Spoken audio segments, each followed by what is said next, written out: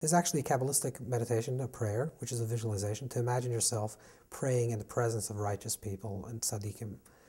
So, it's maybe hard for people to imagine this, but if they can pray with the people that they love most, they're most secure with.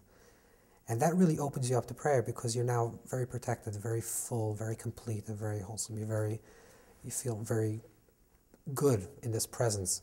And that's a good visualization to actually get yourself into the prayer. So maybe you're sitting in a praying alone or praying within a community and you don't feel comfortable next to the person next to you, the other person's making noise, or there's other noise, distracting noise.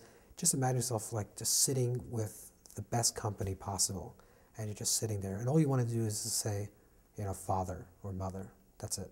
And that's like a very simple practice of prayer, just to understand that.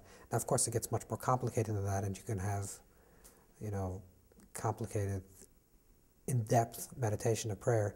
In the Talmud, when it speaks about a group of sages, which are called Hasidim HaRishonim, the early mystics, the early pious ones, it says they would wait an hour before they prayed. Sho'im sha'achas, they would wait an hour.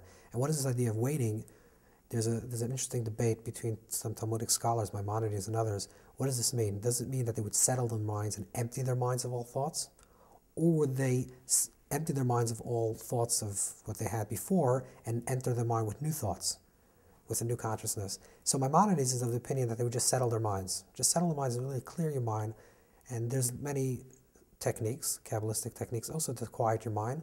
The most simple technique would be to actually observe the mind, which is called habata. Habata means to observe yourself. So close your eyes and just watch your thoughts rising. And when you watch your thoughts rising, you actually, instead of allowing them to overflow your mind, you're just watching them coming up and going down. You actually settle your mind, and mind becomes slower. So that's the observation, without a judgment, and certainly without a resistance, just to watch the thought, without pushing it aside and fighting the thought, just allowing the thought to rise, just allowing it to settle.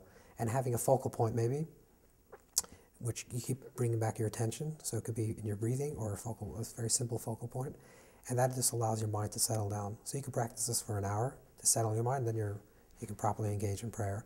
Or you can choose to, instead of settling your mind that way, to actually introduce other thoughts. So introduce a whole complex system of new thoughts. So instead of thinking about the everyday life, think about like the Kabbalistic chariot or the interconnection between universes. And prayer is divided, the Jewish prayer is divided in the morning into 4 sections, which parallel the 4 universes. So you're going from a functional place to an emotional place to an intellectual place to a transcendent place. And these are 4 parallel universes. And if you can actually understand the system, how it works within you, that you're very much present in your body, then you're very much present in your emotion, then you're very much present in your mind, then you're very much present in your transcendence. You actually follow the path of prayer itself, and you're actually transcending with your entire self. You're not leaving your body in one place or your emotions in one place. You're engaging the body in oneself. You're acknowledging that the body is a vessel, a holy vessel, and you're blessing saying that this is a vessel. Then you're moving to a higher place where your emotions, so you're getting emotions engaged, then your mind, and then you come to this point of transcendence. And incidentally, or interestingly enough, the peak of the experience is when you start praying for others, where there's a complete transcendence of self, and you're no longer saying that I have done something, but we have done something, and you're asking forgiveness. But this is like the ultimate level of transcendence, which is beyond self, which includes self. So there is a you, and you're praying, but you're praying for the collective. So this is this is more detailed level of prayer, which is more focused and more engaged.